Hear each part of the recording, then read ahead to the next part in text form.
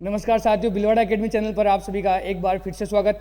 BSTC first year वाले सभी साथियों से मेरी गुजारिश रहेगी कि इस चैनल को जल्दी से जल्दी अपने साथियों के साथ भेजें, शेयर करें और अपनी जो ये बच्चे और बचपन की जो सीरीज चल रही है इसको अपन कंप्लीट करते हैं। 2 यूनिट में आपकी कंप्लीट करवा चुका हूँ। आज अपन तीसरी यूनिट की बात इस क्लास में करने वाले हैं। अपना जो सिस्टम रहा है प्रथम प्रश्न पत्र के लिए बच्चे और बचपन को कंप्लीट करने के लिए, जिसका अपना लक्ष्य रख रखा 70 में से 70 लाने के लिए, तो उसके लिए अपन आज तीसरी यूनिट पढ़ने जा रहे हैं। बात करते हैं तीसरी यूनिट की। तो तीसरी यूनिट का अपन पहला क्वेश्चन देखते हैं कि बाल विकास की परिभाषा दीजिए। ये बाल विकास की परिभाषा आपसे पूछ रहा है, तो बाल विकास की परिभाषा हरलोग के अनुसार, किसके अनुसार? बाल विकास की परिभाषा हरलोग के अनुसार। हरलोग ने कहा बाल विकास बड़े होने तक ही सीमित नहीं है। बाल विकास बड़े होने तक ही सीमित नहीं है, वस्तुतः यह तो व्यवस्थित तथा समानुगत प्रगतिशील का क्रम है। 2 शब्द याद करने हैं, व्यवस्थित, एक तो याद करना है आपको, व्यवस्थित तथा समानुगत प्रगतिशील, समान गति से प्रगतिशील करने का क्रम है। हरलोग ने बाल विकास को 2 शब्दों के अंदर बताया है कि बाल विकास बड़े होने तक सीमित नहीं है। बाल विकास तो क्या है? एक व्यवस्थित तथा समानुगत प्रगतिशील क्रम की बात करता है। आगे बढ़ने से पहले मैं आपको यह बता दूं कि यदि आप अपने व्हाट्सएप ग्रुप से जुड़ना चाहते हो और डेली क्लास की लिंक प्राप्त करना चाहते हो तो इस नंबर पर संपर्क करें 9549077002। बात करूं क्वेश्चन नंबर नेक्स्ट की, तो क्वेश्चन नंबर 2 कहता है कि बाल विकास की अवधारणा में प्रगतिशील, वर्ड दे रखा प्रगतिशील से क्या अभिप्राय है? प्रगतिशील से क्या अभिप्राय है? बाल विकास की अवधारणा में प्रगतिशील से अभिप्राय विकास के अंतर्गत परिवर्तनों की दिशा में अग्रोन्मुख होती है। किसमें? परिवर्तनों की दिशा में। किसकी दिशा में? परिवर्तनों की दिशा में अग्रोन्मुख होती है। बाल विकास की अवधारणा प्रगतिशील का मतलब है आगे बढ़ना, यानी अग्रोन्मुख होना। किसमें? परिवर्तन की दिशा में। परिवर्तन की दिशा में अग्रोन्मुख होना आपके बाल विकास की अवधारणा कहलाएगी। क्वेश्चन नंबर 3 की मैं बात करूं, बाल विकास की अवधारणा में क्रमबद्ध पद को समझाइए। ये टोटल क्वेश्चन आपके आज तक जो भी रिपीटेड क्वेश्चन आए हुए हैं, बार बार रिपीट होते क्वेश्चन, पुराने क्वेश्चनों को मजाक में नहीं, हल्के में नहीं लेना है। इनको एक एक क्वेश्चन को अच्छे तरीके से आपको कंप्लीट करना है। क्रमबद्ध पद की बात की गई इस क्वेश्चन में। बात करते हैं क्रमबद्ध पद की, तो विकास को स्पष्ट करने के लिए 3 पदों का, कितने पदों का? 3 पदों का महत्व, प्रगतिशील, क्रमबद्ध और सुसंबद्ध। इनमें से क्रमबद्ध का तात्पर्य, किसका तात्पर्य? क्रमबद्ध का तात्पर्य विकास की क्रिया क्रमवार। विकास की क्रिया कैसे होगी? क्रमवार होगी, अर्थात कोई विशेष परिवर्तन एक निश्चित परिवर्तन के बाद घटित होता है। कोई विशेष जो परिवर्तन होता है वो निश्चित परिवर्तन के बाद घटित होता है। जैसे विकास के क्रम में बच्चा पहले पेट के बल खिसकना, बैठना, खड़ा होना और फिर चलना स्टार्ट करता है। यानी कि जो विकास है वो क्रमबद्ध होता है कि पहले पेट के बल खिसकेगा, उसके बाद बैठेगा, उसके बाद खड़ा होगा, फिर चलना सीखेगा। ठीक है, एक निश्चित क्रम के अनुसार चलेगा। जो भी विकास होगा बच्चे का वो कैसे होगा? क्रमबद्ध तरीके से होगा। बात करते हैं अपन आगे। चलना सीखता है, इस तरह इन क्रियाओं का क्या होता है? क्रम निश्चित होता है। एक कोई भी बालक होता है तो सबसे पहले क्या करता है? वो पेट के बल पेट के बल चलता है, उसके बाद बैठना सीखेगा और उसके बाद चलना सीखेगा। तो उसका एक निश्चित क्रम रहने वाला है। ये नहीं कि पहले चलने लग गया फिर बैठेगा, ये एक निश्चित क्रम रहने वाला, हर बच्चे का सेम क्रम होगा, ध्यान रखिएगा। बात करते हैं आगे की, क्वेश्चन नंबर 4। क्वेश्चन नंबर 4 की मैं बात करूं तो बाल विकास की अवधारणा में सुसंबंध का क्या तात्पर्य है? तो बाल विकास की अवधारणा में सुसंबंध से तात्पर्य है कि विकास के क्रम में होने वाले परिवर्तनों में सुसंबद्धता देखी जाती है। जो इसका तात्पर्य क्या है कि विकास के क्रम में, किसके क्रम में? विकास के क्रम में होने वाले परिवर्तनों में, किनमें? परिवर्तनों में सुसंबद्धता देखी जाती है। यानी कि जो परिवर्तन होते हैं वो एक दूसरे से रिलेटेड होते हैं, कि पहले जो क्रम होगा उससे ही आगे बढ़ेगा क्रम। ठीक है, चलते हैं आगे। बच्चे के विकास में उसकी पारिवारिक स्थिति का उसकी पारिवारिक स्थिति का क्या प्रभाव पड़ता है बच्चे के विकास में। एक बच्चे के विकास में जिस वो वातावरण में रहता है, जिस वो परिवार से वो बिलोंग करता है, उसका बहुत बड़ा योगदान रहता है। तो बात करते हैं क्वेश्चन नंबर, ये जो आपके डीएलएड 2015 में क्वेश्चन आया हुआ है, रिपीटेड क्वेश्चन के आने की बहुत चांसेस है, ध्यान रखिएगा।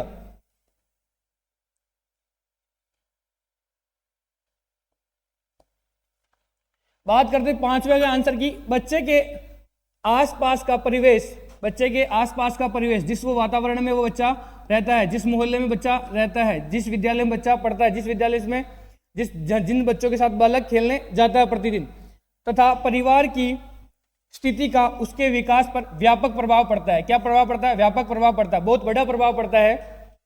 एक बालक के विकास पर उसके सामाजिक जो परिवेश होता है उसका बहुत बड़ा प्रभाव पड़ता है।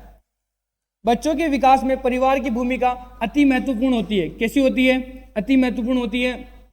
पारिवारिक स्थिति का प्रभाव पूछ रहा है तो उसका बहुत बड़ा प्रभाव यहाँ पे देखा जाएगा। चाहे बच्चों का शारीरिक विकास हो या मानसिक विकास, उसका संवेगात्मक विकास होगा, कोई सा भी विकास हो, या सामाजिक परिवार ही वह पहली इकाई है। विकास की बात करें अपन, सामाजिक परिवार क्या है? पहली इकाई है बालक की, जहां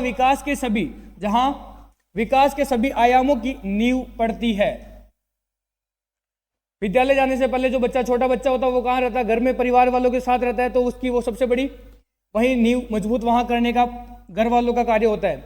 बच्चों को पौष्टिक भोजन जो घर पे मिलने वाला, वो कैसा भोजन मिलना चाहिए? पौष्टिक भोजन मिलना चाहिए। बालक की जो गृहस्थ जो जीवन है या घर की जो हालत है वो यदि सही होगी तो उसे जो भोजन मिलने वाला वो पौष्टिक भोजन मिलेगा, जिससे कुपोषण का शिकार बालक बचपन में होता है, ऐसी घटनाएं घटित नहीं होगी। एवं स्वास्थ्य संबंधित सुविधाएं देने की जिम्मेदारी किसकी होती है? एक परिवार की होती है। स्वास्थ्य संबंधित सुविधाएं कौन देगा? उसका परिवार उसको देगा। पौष्टिक भोजन कौन करवाएगा? उसका परिवार करवाएगा। ये सब जिम्मेदारी किसकी होती है? एक परिवार की होती है। बच्चों के शारीरिक विकास पर महत्वपूर्ण प्रभाव डालती है।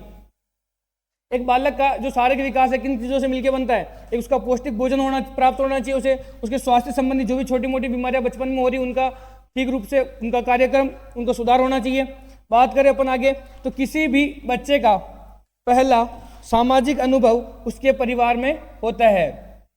बच्चे का जो सामाजिक अनुभव कहाँ होगा? सबसे पहले परिवार में होगा। लोगों से किस तरीके से बात करनी है, कुछ भी जानकारी किस तरीके से प्राप्त करनी, ये सारी जानकारी बच्चा कहाँ सीखेगा? अपने परिवार में सीखेगा। बात करते अपन शब्द, भाव भंगिमा, वाक्य रचना, व्यवहार, शिष्टाचार आदि सभी बच्चा अपने परिवार से सीखता है। कोई भी बालक है, किस तरीके से मेहमानों का स्वागत करना है, क्या बात करनी, किस तरीके से बात करनी है, तू तुकार में बात करनी, आप कह के बोलना, ये जो भी चीजें सीखेगा एक बच्चा अपने परिवार में रहकर सीखने वाला है। प्रारंभिक वर्षों में उसे जो अनुभव या संस्कार मिले हैं, प्रारंभिक वर्षों में जब बच्चा छोटा है तब उसे किस प्रकार के संस्कार दिए गए, ये बहुत बड़े मायने यहाँ रखने वाले। प्रारंभिक वर्षों में उसे जो अनुभव या संस्कार मिले हैं वो ही आगे चलकर बच्चों के विकास के सामाजिक एवं भावात्मक पहलू का निर्धारण करते हैं। जो अनुभव और संस्कार बच्चों को बालक जो छोटा था तब उसे मिले हैं वही एक सामाजिक एवं भावात्मक पहलू का निर्धारण करेंगे कि बालक भविष्य में किस रूप से उसकी थिंकिंग किस तरीके से बिठाएगी। ये जो परिवार है, जो आस पड़ोस है, उसका जो वातावरण देख के ही बच्चा आगे सीखने वाला है। बात करें आगे, आर्थिक रूप से संपन्न परिवार के बच्चे शारीरिक रूप से और मानसिक रूप से ज्यादा विकसित होते हैं। यदि उन्हें पौष्टिक आहार मिल रहा है, उसकी बीमारियों का ध्यान रखा जा रहा है, उसके स्वास्थ्य संबंधित ध्यान रखा जा रहा है, तो स्वाभाविक सी बात है कि बच्चा अच्छी तरीके से विकसित होगा, क्योंकि इन्हें हर प्रकार की सुविधा प्राप्त होती है जिसमें उन्हें मानसिक संतोष मिलता है। जब बच्चा जो मांग रहा है उसे मिल रहा है तो उसकी मानसिक जो संतोष है वो उसको प्राप्त होने वाला है। बात करें वहीं आर्थिक स्थिति के ठीक नहीं होने से, आर्थिक स्थिति यदि ठीक नहीं है परिवार की तो उससे कुंठा और असंतोष का जन्म होता है। बालक ने खिलौने के लिए मांग रखी या किसी भी चीज की मांग रखी और अपन उसे पूरी नहीं कर पाए तो उसमें किसकी असंतोष और कुंठा की भावना उसमें आने वाली है, जिससे शारीरिक व मानसिक विकास पर बुरा प्रभाव पड़ता है, जिस पर उसके मानसिक विकास और उसका शारीरिक विकास दोनों क्या हो जाएंगे? डगमगा जाएंगे, तो बालक का संतुलित विकास नहीं हो पाएगा। बात करते हैं अपन आगे क्वेश्चन नंबर 6, जनसंचार के माध्यमों का व्यक्तित्व के जीवन पर, जनसंचार के माध्यमों का व्यक्ति के जीवन पर पड़ने वाले प्रभावों के बारे में बताइए। जो जनसंचार है उसके माध्यम से एक व्यक्ति के जीवन पर क्या प्रभाव पड़ता है, ये अपन को इस क्वेश्चन में पूछा गया है। बात करें, ये डीएलएड 2015 में क्वेश्चन आया हुआ है। आज तक जो भी क्वेश्चन रिपीट होते हैं उनके आने के चांसेस 101% रह जाते हैं पेपर में बनने के लिए, तो आपको एक भी क्वेश्चन छोड़ना नहीं है। ये सारी पीडीएफ आपको व्हाट्सएप नंबर दिए मैंने, एक बार और रिपीट कर दूं, 9549077002। इस नंबर पर हाई का मैसेज भेज देगा। आपको जितनी भी पीडीएफ अपनी बन रही है वो टोटल पीडीएफ आपको वहां मिल जाएगी। वहां पर आपको ग्रुप मिल जाएगा, उस ग्रुप में आपको ऐड कर दिया जाएगा और आपको ये पीडीएफ वहां पे अवेलेबल हो जाएगी। तो यहाँ पे स्क्रीनशॉट लेने की भेजामारी नहीं रहेगी। इस वीडियो को एक बार यहाँ देख लीजिएगा, एक बार एग्जाम टाइम में आप इसको वापस देख लीजिएगा। बात करते हैं अपन, इसी क्वेश्चन को रिपीट कर रखा है, बालक के विकास पर जनसंचार माध्यमों का क्या प्रभाव पड़ता है। क्वेश्चन दो तरीके से बन सकता है कि व्यक्ति के जीवन पर पड़ने वाले प्रभावों को बताइए, या बालक के विकास पर जनसंचार माध्यमों का प्रभाव क्या प्रभाव है। तो उत्तर की बात करें अपन, तो वर्तमान समय में जनसंचार माध्यमों जैसे टेलीविजन, रेडियो, जनसंचार में क्या क्या आएंगे, तो नोटिस कर लेना। ये पॉइंट ऑफ व्यू से छोटे छोटे पॉइंट आपको याद करने हैं। आपकी लिखने की शैली कितनी भी अच्छी, लेकिन जो छोटे छोटे पॉइंट है, जो फैक्ट है, वो यदि आपको याद है, उसके साथ में आपके जो विचार आप उसमें व्यक्त कर सकते हो। ठीक है, अच्छे से अच्छे पेज भर के कॉपी को बढ़िया तरीके से व्यवस्थित तरीके से रख के आओगे तो कहीं दिक्कत नहीं नंबर कटने की, ध्यान रखिएगा। और फेल होने की टेंशन नहीं लेनी आपको, कंटिन्यू वीडियो देखते रहिए। आने वाली सभी समस्याओं के लिए अपन बैठे हैं। टेलीविजन, रेडियो, अखबार, पत्रिकाएं आदि का प्रभाव विकास के सभी पहलुओं पर देखा जा सकता है।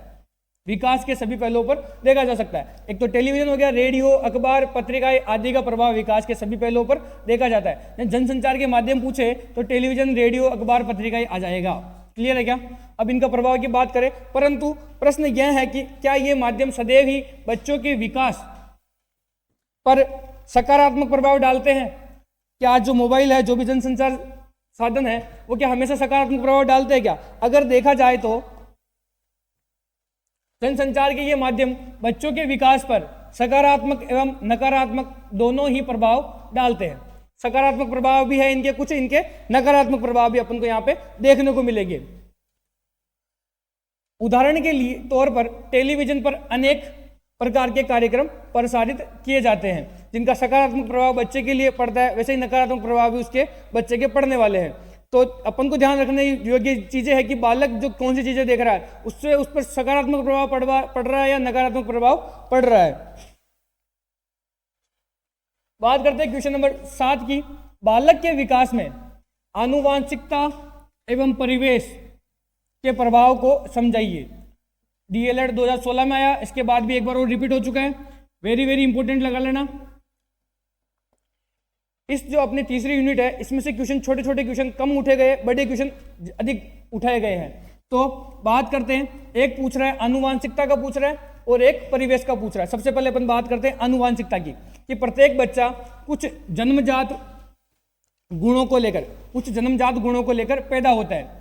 प्रत्येक बच्चा कुछ जन्मजात गुणों को लेकर पैदा होता है। दूसरे शब्दों में आनुवांशिकता हमें क्षमताएं भी देती है। क्या देती है? क्षमताएं। जो बच्चा आनुवांशिकता जो गुण है वो जन्म के साथ ही लेकर आता है। इसी से बच्चे को रंग, रूप, आकार, बुद्धि आदि विशेषताएं प्राप्त होती है। तो आनुवांशिकता से क्या क्या प्राप्त हुआ बच्चे को? तो रंग, रूप और आकार और बुद्धि।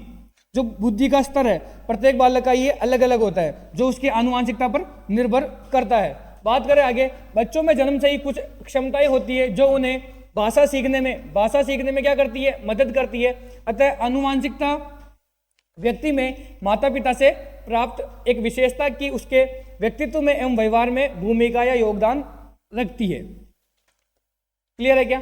जो आनुवांशिकता उसको बच्चे को अपने माता पिता से जो प्राप्त होते हैं उसमें रंग, रूप, आकार और बुद्धि मुख्य भूमिका निभाती है। बात करें वो किसमें काम आती है, तो वो उसके भाषा सीखने में मदद करती है। क्लियर है? आगे बात करते हैं परिवेश की। किसकी बात करते हैं? दूसरा पॉइंट आपका दे रखा है परिवेश। ये आपके 3-3 नंबर के क्वेश्चन में भी यदि केवल आनुवांशिकता के बारे में और केवल परिवेश के बारे में भी आपको पूछ ले तो भी आपको ये ध्यान रखना है। और यदि बड़ा क्वेश्चन आता है तो जैसे 6 नंबर का कोई क्वेश्चन आ गया तो दोनों को 3-3 नंबर के रूप में आपको विभाजित करना और सही तरीके से आपको वहां पे समझाना है। बात करें तो बालक के परिवेश यानी कि पालन पोषण के तरीके, प्रेमपूर्ण रिश्ते, आहार, परिवार, स्कूल, मित्र, स्वास्थ्य की देखभाल आदि किसमें आ जाएंगे? बालक के परिवेश में आ जाएंगे। बालक में जो परिवेश कहाँ कहाँ है, उसमें पालन पोषण के जो तरीके हैं, उसके रिश्ते किस तरीके से आप उससे प्रेम से बात करते हैं, किस तरीके से बात करते हैं, वो सारी चीजें किसमें आ जाएंगी? आपके प्रेमपूर्ण रिश्ते, उस भोजन क्या कर रहा है, परिवार कैसा है, स्कूल कैसी है, मित्र कैसे है, उस स्वास्थ्य की देखभाल आदि समस्त नए प्रकार के सीखे गए व्यवहार, क्रियाओं और कौशलों के लिए उत्तरदायी होता है। भाषा, आदतें, रुचियां और परंपराएं, कौशलों एवं अन्य योग्यताओं का विकास कहाँ पे होता है? उसके परिवेश से ही होता है। पहले पॉइंट बताया, परिवेश के अंदर क्या क्या आता है? उसके मित्र, विद्यालय, परिवार, जिस मोहल्ले में रहता है, जिस परिवार में रहता है, टोटल उसके परिवेश में आएगा। उससे उसके किसका विकास होगा? उसके व्यवहार, क्रियाओं और कौशलों के लिए उत्तरदायी वो रहने वाले। उसकी भाषा कैसी, वो लैंग्वेज बोलता है, उसकी आदतें क्या हैं, उसकी रुचियाँ किस में हैं, उसकी परंपराएं क्या है, वो किस धर्म से बिलोंग करता है, वो उसकी परंपराएं वहाँ पे वो जो सीखेगा वो ऐसी वो परंपराएं करेगा। किसी बच्चे को मंदिर जाने की आदत, ये उसके पारिवारिक परिवेश से मिलती है, वो वही सीखता जाता है। ठीक है, बात करें आगे कौशलों एवं अन्य योग्यताओं को विकास परिवेश से ही होता है। अब बात करें निष्कर्ष क्या निकलता है इनमें से। वास्तव में देखा जाए तो आनुवांशिकता एवं परिवेश दोनों ही परस्पर एक दूसरे के पूरक है। दोनों ही एक दूसरे के क्या है? पूरक है। आनुवांशिकता और परिवेश दोनों एक दूसरे के पूरक है। दोनों का महत्व सापेक्षिक है। बच्चे के व्यक्तित्व के विकास में वंश, परंपरा एवं परिवेश दोनों का सहयोग होता है। एक बालक के विकास में दोनों चीजों का आवश्यक जरूरी चीजें हैं दोनों। ठीक है, बालक किस परिवेश से आता है, किस वंश परंपरा से आता है, दोनों को मिलकर एक बालक का सही तरीके से उसके विचारों का, उस बालक का निर्माण सही तरीके से होता है। बात करते हैं वंशानुक्रम, आनुवांशिकता एवं वातावरण। वातावरण यानी परिवेश और वंशानुक्रम यानी आनुवांशिक का संबंध बीज और धरती के समान है। किस किस के बीज? यानी बीज तो हो गया आपके वंश आनुवांशिकता, और धरती आपकी क्या हो गई? वातावरण। दोनों के समान है। यदि बीज खराब और धरती अच्छी हो, या धरती खराब और बीज अच्छा हो, तो उत्तम खेती असंभव है। इस उदाहरण के माध्यम से आप इसको समझ सकते हो कि बीज और धरती, कि बीज खराब और धरती अच्छी है तो भी कुछ नहीं होने वाला, धरती खराब और बीज अच्छा है तो भी कुछ नहीं होने वाला। इस जगह दोनों का अच्छा होना जरूरी है। अच्छी पैदावार के लिए दोनों का उत्तम होना अनिवार्य है। इस क्वेश्चन में अपन ने दोनों को, वंशानुक्रम यानी आनुवांशिकता को, वातावरण यानी परिवेश को, दोनों को समझ लिया, और उसको एक डेफिनेशन के साथ यानी कि एक उदाहरण के साथ, कि एक बीज और धरती दोनों से रिलेट करके आपको यहाँ पे रिलेटेड करके समझा दिया गया। एक बीज जो एक आनुवांशिकता या वंशानुक्रम का प्रतीक बताकर बताया गया है, और वहीं धरती जो उसके वातावरण से बताया गया है कि बालक का आनुवांशिक यानी कि जहां बालक, जिसके माता पिता अच्छे गुणों से है लेकिन वह उसको वातावरण अच्छा नहीं मिल पा रहा है, तो बच्चे का विकास अच्छा नहीं होने वाला। और माता पिता से जो संस्कार मिले वो सही नहीं है और वातावरण अच्छा है, फिर भी बच्चे का विकास सही तरीके से नहीं होने वाला है। चले अगले क्वेश्चन में। टोटल क्वेश्चन जितने भी आ रहे सब इंपॉर्टेंट क्वेश्चन है, सारों को 1 से 2 बार रिलेट करके आपको पढ़ना पड़ेगा, तब काम चलने वाला है। क्वेश्चन नंबर 8, बालक के विकास को परिपक्वता कैसे प्रभावित करती है? एक बालक है, उसका जो विकास हो रहा है उसको परिपक्वता कैसे प्रभावित कर रही है, ये आपको स्पष्ट करना है। ये क्वेश्चन 2019 में पूछा गया आपसे। इसी क्वेश्चन को एक अलग तरीके से, परिपक्वता एवं सीखना किस प्रकार अंतर संबंधित है? एक परिपक्वता और बालक की सीखने की जो क्षमता है वो दोनों किस प्रकार से रिलेटेड है, किस प्रकार अंतर संबंधित रखती है, इसकी बात अपन करने वाले। बात करते हैं आंसर की। सामान्यतः परिपक्वता से आशय किसी भी काम को सीखने के लिए शारीरिक और मानसिक रूप से, किस रूप से? शारीरिक और मानसिक रूप से सक्षम होने से है। यानी कि बालक का किसी भी चीज को सीखने के पहले शारीरिक रूप से और मानसिक रूप से उसका क्या है? सक्षम होना जरूरी है। और सक्षम का ही दूसरा रूप क्या कहलाएगा? बालक का परिपक्व होना जरूरी है। किसी भी चीज को सीखने से पहले उस बालक का परिपक्व होना बहुत आवश्यक हो जाता है। शरीर की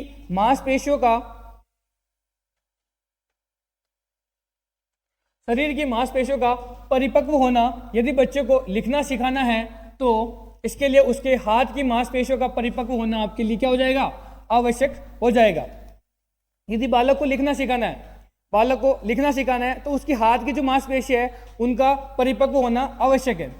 बैठना, चलना, बच्चे के दांत आना आदि क्रियाएं परिपक्वता के फलस्वरूप घटित होती है। एक बालक का जो विकास है वो परिपक्व होने पर कैसे निर्भर करेगा कि इन सारी चीजों का आवश्यक हो जाएगी। बैठने के लिए, चलने के लिए, बच्चे के दांत आना, ये सब आदि क्रियाएं परिपक्व के फलस्वरूप घटित होगी। एक उम्र के साथ साथ जैसे बच्चा परिपक्व होगा ये सारी चीजें उसके आने लग जाएगी।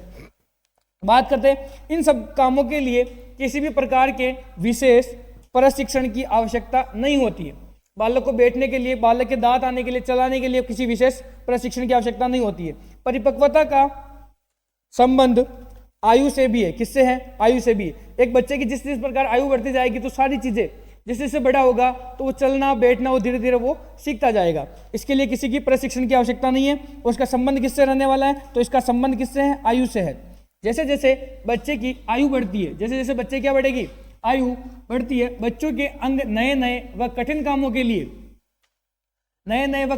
के लिए तैयार होते जाते हैं। एक छोटा बच्चा होता है तो किसी वस्तु को सही तरीके से पकड़ नहीं पाता है, ठीक है, लेकिन धीरे धीरे बड़ा होता है तो हर वस्तु को पकड़ने लग जाता है। ये कैसे हो रहा है? उसकी आयु बढ़ रही है, उसके साथ साथ उसकी क्या हो रहा है? वो परिपक्व होता जा रहा है। परिपक्वता का संबंध सीखने से भी है। किसी व्यक्ति के व्यक्तित्व, व्यवहार या रुचियों में परिवर्तन, किसी व्यक्ति है उसके व्यक्तित्व में परिवर्तन, उसके व्यवहार में परिवर्तन और उसकी रुचियों में परिवर्तन परिपक्वता एवं सीखना दोनों के कारण होता है। कोई बालक किस लाइन में क्या सीख रहा है उससे और उसकी परिपक्वता से, दोनों से मिलकर ये प्रभाव करने वाले, दोनों साथ साथ होते हैं और एक दूसरे को प्रभावित करते हैं।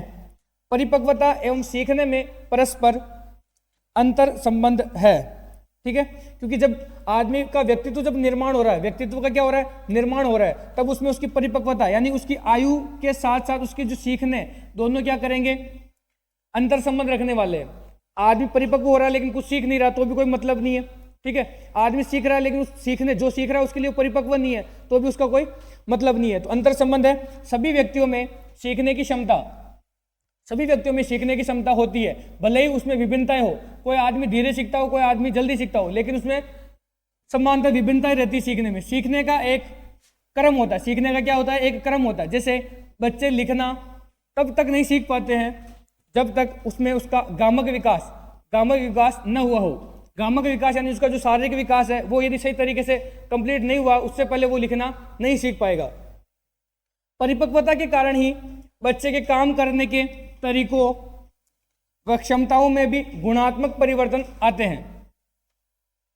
कारण ही बच्चों में काम करने के तरीकों में, क्षमताओं में गुणात्मक परिवर्तन आते हैं। अतः यह कहा जा सकता है कि परिपक्वता एवं सीखने के द्वारा बच्चे के विकास में सभी क्षेत्रों यथा शारीरिक, संज्ञानात्मक, संवेगात्मक और सामाजिक और सांस्कृतिक का पूर्ण रूपेण विकास होता है। एक व्यक्ति का शारीरिक, संज्ञानात्मक, संवेगात्मक और सामाजिक और सांस्कृतिक का पूर्ण रूपेण विकास कब होता है? जब दोनों का अंतर संबंध होगा, तभी बालक का विकास होने वाला है। क्वेश्चन नंबर 9 की मैं बात करूं आपके साथ। पूर्व बाल्यावस्था 2 से 6 वर्ष की कोई 6 विशेषताएं लिखिए। पूर्व बाल्यावस्था 2 से 6 वर्ष, पूर्व बाल्यावस्था कौन से वर्ष को कहेंगे? 2 से 6 वर्ष की। उसको कोई 6 विशेषताएं लिखिए। 2019 में क्वेश्चन आया हुआ है आपके। इसी क्वेश्चन को अलग तरीके से पूछा गया है। बाल्यावस्था की प्रमुख विशेषताएं बताइए। बात करते हैं बाल्यावस्था की विशेषताओं की। बाल्यावस्था 2 से 12 वर्ष तक की अवस्था कहलाती है। सामान्यतः इसे 2 अवस्थाओं में बांटा गया है। बाल्यावस्थाओं को 2 अवस्था में बांटा गया है, पूर्व बाल्यावस्था और पश्च बाल्यावस्था। 2 अवस्थाओं की बांटा गया इसको, एक तो पूर्व बाल्यावस्था और दूसरा पश्च बाल्यावस्था। पहले बात करते हैं पूर्व बाल्यावस्था की। यह 2 से 6 वर्ष की अवस्था को होती है, 2 से 6 वर्ष की अवस्था होती है और इसकी विशेषता ये, इसे शालापूर्व समय भी कहा जाता है। यानी कि स्कूल जाने से पहले की जो अवस्था होती है वो आपके पूर्व बाल्यावस्था होती है। याद रखिएगा, इसे शालापूर्व समय भी कहा जाता है, शालापूर्व अवस्था भी इसे कहा जाता है। विभिन्न प्रकार के गामक कौशल का विकास, जैसे गिलास में पानी डालना, पेंसिल से चित्र बनाना आदि जो गामक विकास है, गामक कौशल विकास है, वो इस उम्र में होने वाले हैं। अपने कई कार्यों को स्वतंत्र रूप से कैसे स्वतंत्र रूप से करना चाहते हैं, जबकि वे इन कार्यों को अकेले करने के लिए पूरी तरह से तैयार नहीं होते हैं। भाषा विकास तीव्र गति से होता है। पूर्व बाल्यावस्था में जो भाषा विकास होता है वो तीव्र गति से होता है। अपने आसपास चीजों और लोगों को जानने की कोशिश करते हैं। पूर्व बाल्यावस्था में बालक क्या करते हैं? जानने की कोशिश करते हैं। अपने पर्यावरण, अपने आसपास, अपने वातावरण, जो भी चीजें उनके बारे में क्वेश्चन पूछते हैं और इन चीजों को जानने की वो कोशिश करते हैं। खूब सारे प्रश्न भी करते हैं। बहुत सारे बच्चे जो होते हैं छोटे छोटे, वो आपसे प्रश्न करते हैं, लेकिन आप उसको क्या करते हो? नेग्लेक्ट कर देते हो, उसे मना कर देते हो इन चीजों के लिए, जो अच्छा नहीं है। खिलौनों के साथ साथ खेलना इनको क्या है? बहुत पसंद होता है। मित्र बनाना शुरू कर देते हैं, ये अपनी दोस्ती मित्र बनाना शुरू कर देते हैं। उनके साथ खेलना, समय बिताना पसंद करते हैं। खिलौने के साथ खेलने की उम्र पूछे, मित्र बनाने की उम्र पूछे और इनके साथ समय बिताने की पूछे तो पूर्व बाल्यावस्था रहने वाली है। एक समय पर घटी घटनाओं को एक दूसरे से जोड़ लेते हैं। जैसे झूठ बोलने पर लाइट चली जाती है, ये सारी चीजें कब होती है? पूर्व बाल्यावस्था में होती है। बात करते हैं अपन पश्च बाल्यावस्था की। पूर्व बाल्यावस्था 2 से 6 वर्ष में पढ़ चुके हैं और अपन अब पश्च बाल्यावस्था 6 से 12 वर्षों की अवस्था को पढ़ने वाले हैं। इसे साला जाने की अवस्था भी कहते हैं। क्या कहते हैं इसे? वो पूर्व सालावस्था थी, ये साला जाने की अवस्था होने वाली है। पश्च बाल्यावस्था, साला जाने की अवस्था, 6 से 12 वर्ष की अवस्था। जिम्मेदारी पूर्ण कार्य करना अच्छा लगता है। यदि आप इस उम्र के बच्चों को जिम्मेदारी दोगे तो ये अच्छी भली भांति प्रकार से जिम्मेदारी को निभाएंगे। विचार शक्ति का विकास तीव्र गति से होता है। जो वैचारिक क्षमता है इनमें इस समय क्या होती है? तीव्र होती है।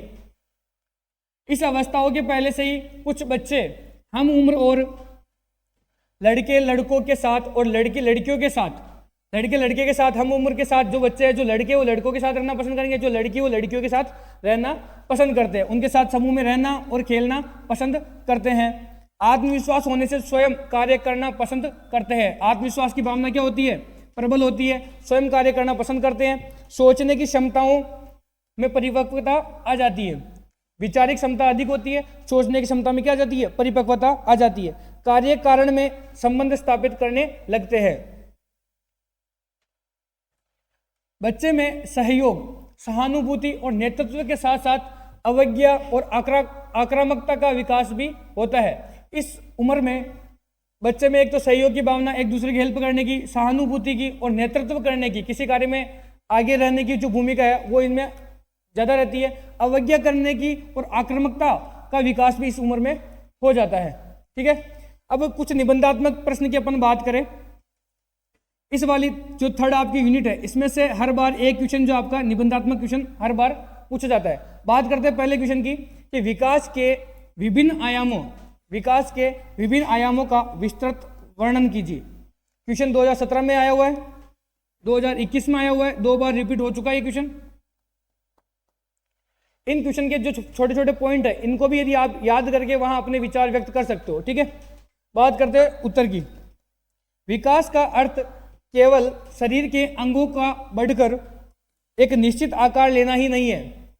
जो विकास है उसका अर्थ केवल शरीर के अंगों और उसका अंगों का बढ़कर एक निश्चित आकार लेना नहीं होता कि वो विकास हो गया, अपितु इसमें शारीरिक विकास के साथ साथ संवेगात्मक, नैतिक और संज्ञानात्मक, उसका मानसिक विकास, उसका संवेगात्मक विकास, उसका नैतिक विकास व सामाजिक विकास जैसे परिवर्तन भी इसमें शामिल होते हैं।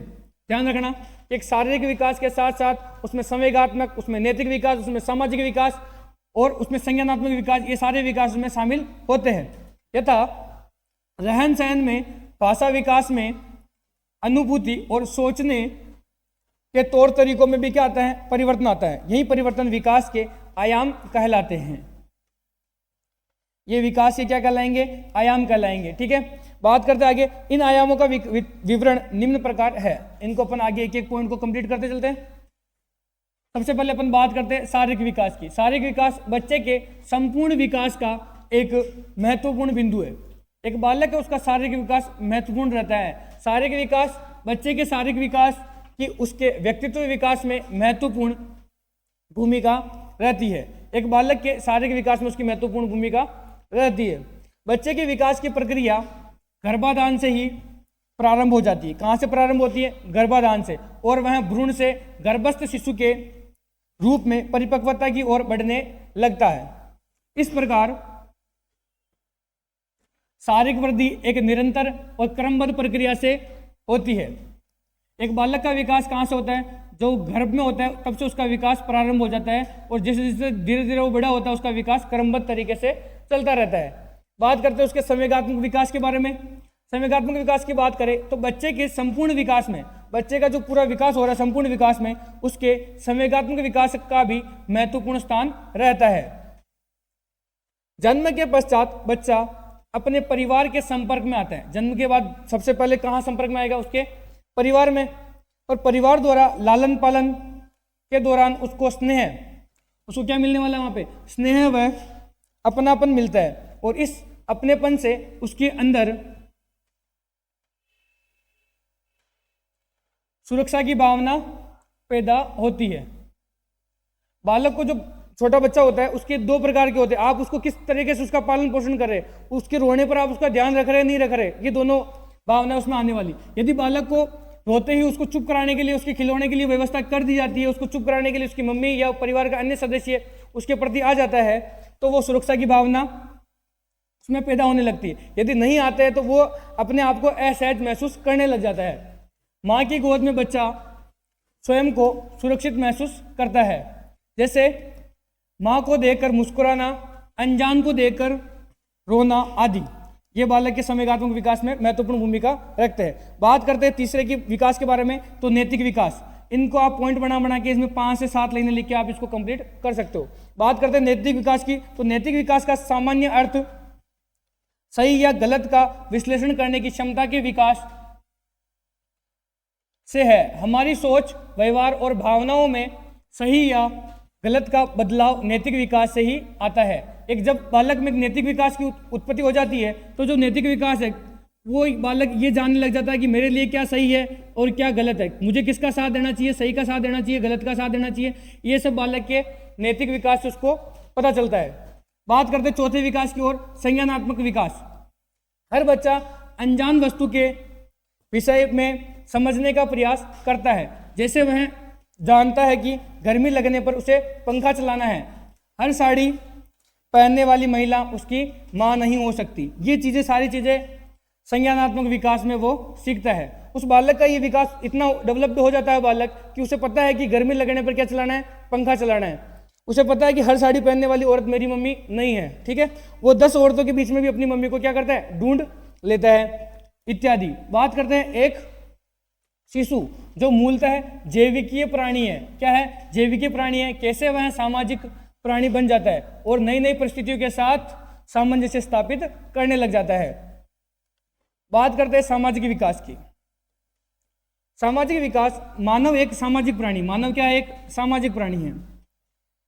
जन्मोपरांत शिशु का शारीरिक एवं मानसिक विकास उत्तरोत्तर होता जाता है। माता पिता, भाई बहन, संगीन दोस्त, साथियों एवं सामाजिक संस्थाओं के प्रभाव से उसका समाजीकरण होता है। उसका समाजीकरण अपने परिवार, अपने माता पिता, अपने दोस्तों के साथ, जहाँ वो पढ़ने जाता है संस्था के साथ, वहाँ उसका क्या होता है, समाजीकरण होता है, जिसके फलस्वरूप उसका सामाजिक विकास होता है। यानी कि उसके परिवार से लेकर, उसके दोस्तों से लेकर, जिस वातावरण में रहता है, जिस मोहल्ले में रहता है, उन सबसे उसका सामाजिक विकास प्रभावित होता है। और जिस अच्छे वातावरण में रहेगा, अच्छे साथियों के साथ रहेगा, तो उसका विकास भी क्या होगा, अच्छा होने वाला है। क्वेश्चन नंबर 2, विकास के सिद्धांतों का बाल विकास के संदर्भ में वर्णन कीजिए। विकास का वर्णन, विकास के जो सिद्धांत है उसका वर्णन किसमें करना है, बाल विकास के संदर्भ में करना है। बात करते हैं पहले पॉइंट की, का विकास का निश्चित प्रतिरूप होता है। किसी बालक का विकास होता है वो निश्चित प्रतिरूप में होता है। जितने भी बालक है उन सबका विकास एक निश्चित प्रतिरूप में होने वाला है। यानी कि सभी बच्चे सबसे पहले गर्भ में 9 महीने माँ के पेट में रहते हैं। उसके बाद उनकी जो अवस्थाएं होती है वो शिशु अवस्था, शैशवावस्था, बात करते हैं शैशवावस्था, उसके बाद बाल्यावस्था, उसके बाद किशोरावस्था, प्रौढ़ावस्था, जो सभी बच्चों की एक समान रूप से आती है, निश्चित प्रतिरूप है। इसमें कोई ये चेंजेस नहीं है कि इसमें विभिन्नता ही नहीं है कि सबसे पहले बच्चा बाल्यावस्था, हर बच्चा बाल्यावस्था से गुजरेगा, किशोरावस्था से गुजरेगा, यहाँ पर उसमें कोई परिवर्तन नहीं होने वाला है। यानी कि बालक का जो विकास होता है वो निश्चित प्रतिरूप में होने वाला है। बात करते हैं अगले पॉइंट की, विकास एक दिशीय होता है। कैसा होता है विकास? एक दिशीय होता है। और इस एक दिशीय के अंदर जो पॉइंट लिख करके इनको अपन यहाँ पे समझाते हैं। इन सारी चीज़ों के बारे में ये आपके क्वेश्चन आएगा। 6 से 8 नंबर के जो क्वेश्चन बनते हैं बड़े वाले, उनमें ये क्वेश्चन आपसे पूछा जाएगा। और हर शब्द के अंदर, हर पॉइंट के अंदर आपको 4 से 5 लाइनें इसमें लिखनी है, तब जाके पूरे में से पूरे नंबर आपको यहाँ पर मिलने वाले। जब आपको PDF मिलेगी, एक बार और बता दूं, PDF आपको व्हाट्सअप नंबर में लिख रहा हूँ 9549077002, इस पर मैसेज कर दीजिएगा, यहाँ पर आपको PDF अवेलेबल हो जाएगी। बात करते हैं फर्स्ट पॉइंट की, तो मस्तकादोमुखी यानी कि जो बालक का विकास है वो सिर से पैर की ओर होता है। कैसे होता है? सिर से पैर की ओर, सिर से पैर की ओर क्रम में इस बालक का विकास होने वाला है। प्रत्येक बालक का जो विकास होता है सिर से पैर की ओर होता है, उसे मस्तकादोमुखी अपन कहते हैं। बात करते हैं निकट दूर क्रम। निकट दूर क्रम यानी कि जो बालक का जो जैसे हाथ का विकास हो रहा है तो पूरा पहले हाथ काम करने लगेगा, उसके बाद उसकी अंगुलियां एक एक उसके धीरे धीरे उसमें विकास होने वाला है कंप्लीट। तो सबसे पहले किसका विकास होगा? एक हाथ का या पैर का होगा, फिर हाथ की अंगुलियों का विकास होने वाला है। तो निकट दूर क्रम से अपन ये समझ सकते हैं। बात करते हैं पॉइंट नंबर 3 की, विकास एक क्रम के अनुसार ही होता है। विकास एक निश्चित क्रम के अनुसार होता है। यहाँ पे एक निश्चित क्रम के अनुसार विकास उसका बालक का चलता रहता है, यानी कि बालक की जो अवस्थाएं हैं वो निरंतर आगे से आगे एक निश्चित क्रम में बढ़ती रहने वाली है। विकास निरंतर होता है। विकास एक ऐसी प्रक्रिया है जो निरंतर चलता रहेगा। ठीक है। एक अभिवृद्धि की मैं बात करूं, यहाँ पे अभिवृद्धि और विकास, जो शरीर की जो वृद्धि होती है उसे अपन अभिवृद्धि से समझ सकते हैं। जो एक किशोरावस्था के निकलने के बाद वो रुक जाती है, लेकिन जो विकास होता है एक बालक के या एक व्यक्ति के, जब तक वो मरता नहीं है तब तक उसमें विकास चलता रहता है। बात करते हैं पॉइंट नंबर 5 की, विकास सामान्य से विशिष्ट की ओर होता है। पहले बालक सामान्य क्रिया करता है, उसके बाद विशिष्ट क्रिया करता है। तो विकास कैसे होता है? सामान्य से विशिष्ट की ओर होता है। इसी के साथ आपकी तीसरी यूनिट यहाँ पर कंप्लीट होती है। वीडियो को लाइक करें और चैनल को सब्सक्राइब करें और आपके जो कॉलेज के साथी उनके साथ शेयर करें। जय हिंद, जय भारत।